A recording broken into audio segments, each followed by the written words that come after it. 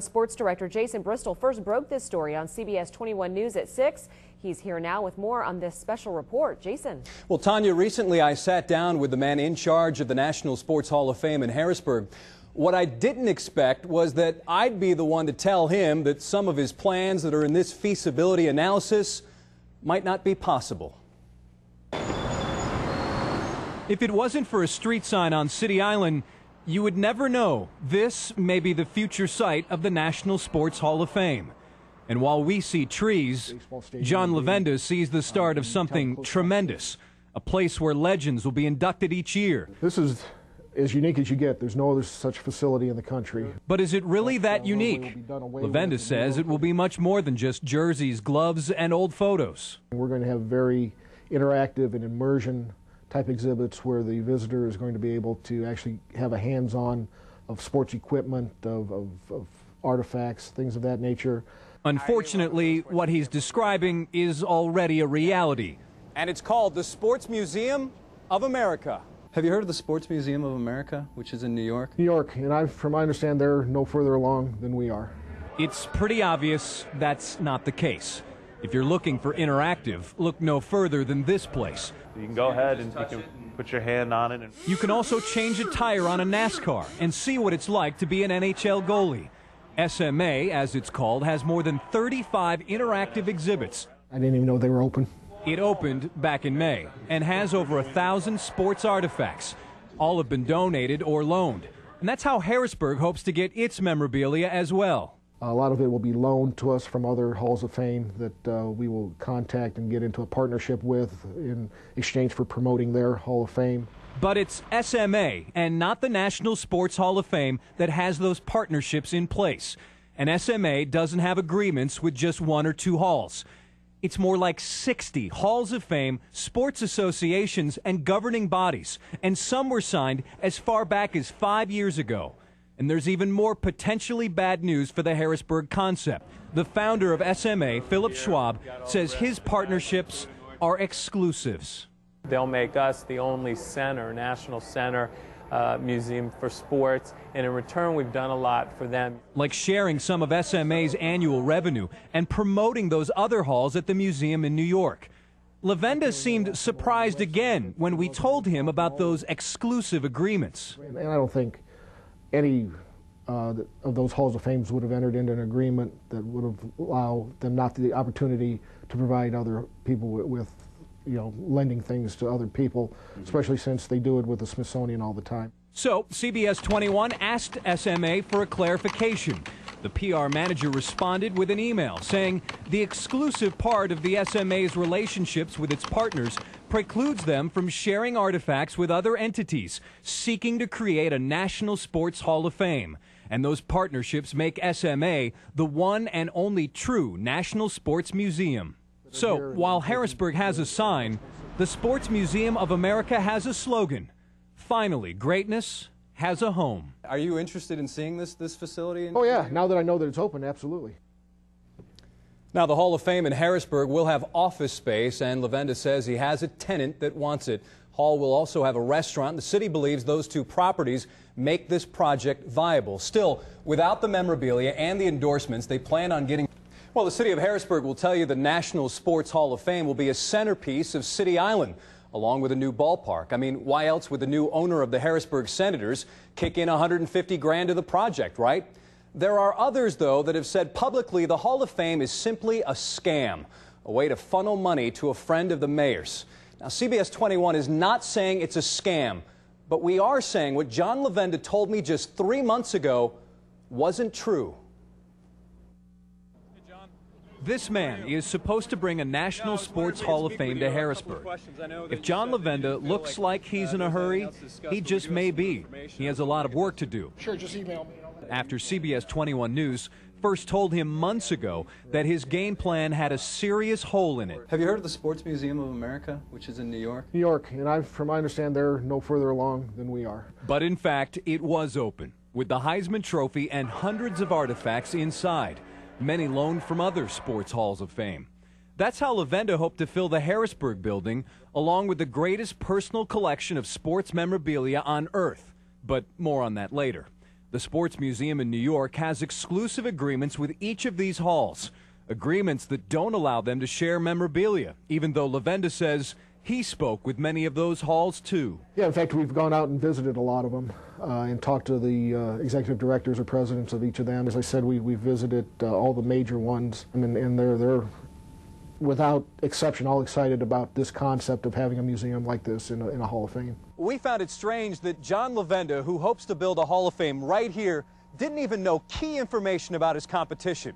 So CBS 21 News decided to look into some of the other claims he made that day. We contacted the Baseball Hall of Fame, the Basketball Hall of Fame, and the Pro Football Hall of Fame, and each one told me essentially the same thing. They've never heard from John Lavenda or heard of John Lavenda.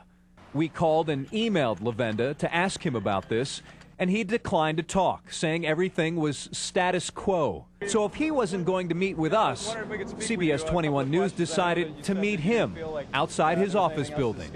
John, you mentioned to me that you would contact a lot of the major halls of fame, and I was wondering which halls of fame those were. This was several years ago. I can't remember. You heard right. He said, This was several years ago. I can't remember. He said, can't remember. John Lavenda can't remember the names of his major sources of memorabilia for the National Sports Hall of Fame. And of all the halls of fame that CBS 21 was in touch with, we could find only one that Harrisburg had visited, the National Soccer Hall of Fame in Oneonta, New York. And that hall could barely remember that meeting because it was so long ago. Said one official, we would have been enthusiastic about the project, but I don't ever remember a follow-up to that visit. By the way, the Soccer Hall of Fame signed a partnership with that museum in New York in 2003. So CBS 21 News was curious. What has Lavenda been doing since then? We discovered he's been making money, and lots of it. $91,000 here, $87,500 there, and over $100,000 in 2004. And it's all on these tax returns and information we obtained from the city. All totaled, Lavenda's made more than $400,000 over a 5-year period. And a lot of that money came from taxpayers, some from government loans, and the rest from donations. We don't know how much Lavenda paid himself in 2007 or this year, since the National Sports Hall of Fame Foundation's federal tax form isn't available yet. But we did ask him about his so-called connections. We contacted the Baseball Hall of Fame, the Football Hall of Fame, the Basketball Hall of Fame, and they said that they've never heard of you. Okay, well, I've got business cards somewhere in my office. From those halls of fame? From the people I spoke to. We asked to see those business cards and got the same response. There was nothing new to report, and everything was status quo, which loosely means to keep things the way they currently are. Status quo means John Lavenda keeps his job, keeps his high-paying salary, and really does nothing. Dan Miller is the vice president of the Harrisburg City Council and a huge critic of the National Sports Hall of Fame project. We showed him some of the information CBS 21 News had uncovered. I have not heard of or from Mr. Lavenda, and a quick survey of others here confirm the same. And we have heard year after year after year that this museum or this Sports Hall of Fame was going to open, and all that happens is it gets delayed for another year and another year. And remember that other source of sports artifacts? We also have a individual in Florida that has a multi-million-dollar personal collection of sports memorabilia that is really looking for a major venue in which for him to display those artifacts. We found that collection in Boca Raton, Florida, and it is amazing. It's owned by Joel Platt, who has crisscrossed the country, picking up items from the greatest athletes of all time, or from their families. He even has Jim Thorpe's Carlisle Indians sweater. Harrisburg Mayor Stephen Reed did visit Platt in Florida roughly a year and a half ago. The mayor was told, thanks, but no thanks. The reason? Platt wants to build his own mega museum. In an email, Platt's son Jim wrote, their advisors believe they would have the best opportunity for success in a large-scale tourist destination market, such as Las Vegas, Chicago, Washington, D.C. Then why did Lavenda mention the Platt collection as possibly coming to Harrisburg when Mayor Reed was already told no? We went to the mayor for an answer. CBS 21 News was told by his spokesman There is nothing additional to add to the reports and information given so far. In other words, it's status quo. They never want to give any kind of negative view of anything, so they want to keep this Sports Hall of Fame Foundation, you know, as a viable alternative so they can raise funds so they can keep Lavenda employed. And John Lavenda does have a good job. According to the last tax return we found, he made $91,000 in 2006 as the president of the National Sports Hall of Fame Foundation. Now, right here, these are tax returns for other not-for-profit groups in the area. We have the Bethesda Mission, the Humane Society of Harrisburg, as well as the Boys and Girls Club of Central Pennsylvania. Inside, salaries are listed for the directors of these organizations. Well, John Lavenda paid himself more than every one of these directors. A CBS 21 investigation has now discovered that foundation is not in good standing with the state of Pennsylvania. The State Bureau of Charitable Organizations oversees all of the not-for-profits in this state. The Bureau has heard of the National Sports Hall of Fame Foundation. The problem is the Bureau hasn't heard from it in a very long time. The last information we have from them is actually from their fiscal year end 12/31/05. Yes, she said December of 2005. The Bureau has tried to get in touch with Lavenda and the Hall of Fame. Here's a letter from the Bureau dated December 11th, 2007, sent to Lavenda telling him that the Hall is out of compliance. After a CBS 21 News exclusive investigation, the Bureau asked to see the information we uncovered. Tell us what he found out. Jason. Mike and Tanya, I'd love to tell you where John Lavenda's been, but there's one big problem. He refuses to talk to me. Now, there are a few things I can tell you. He has spent tens of thousands of dollars on travel in just a couple of years, and he did not go to many of the places he told us he'd been. Now, back in July, John Lavenda told us he had visited many of the major sports halls of fame, but when CBS 21 News contacted these halls, they said they had never heard of John Lavenda. The last time we went to see John Lavenda at his office, he made it very clear that he did not want to speak with us. But after uncovering the large amounts of money spent on travel, I wanted to give him another chance to speak. Since our stories have aired, I certainly wanted to give you a chance to respond. I was also looking into the tax returns filed by the National Sports Hall of Fame Foundation. I noticed in 2005, you claimed $26,541 in travel expenses, and in 2006, more than $7,000 in travel expenses. I guess my question is to you, ever since we aired our first story on the National Sports Hall of Fame, we've tried to sit down and interview two people, John Lavenda, the man in charge, and Mayor Stephen Reed of Harrisburg, who has been promoting this project for almost a decade now. Lavenda won't return my calls, and Mayor Reed didn't want to talk either. But last night, the mayor finally did talk to us.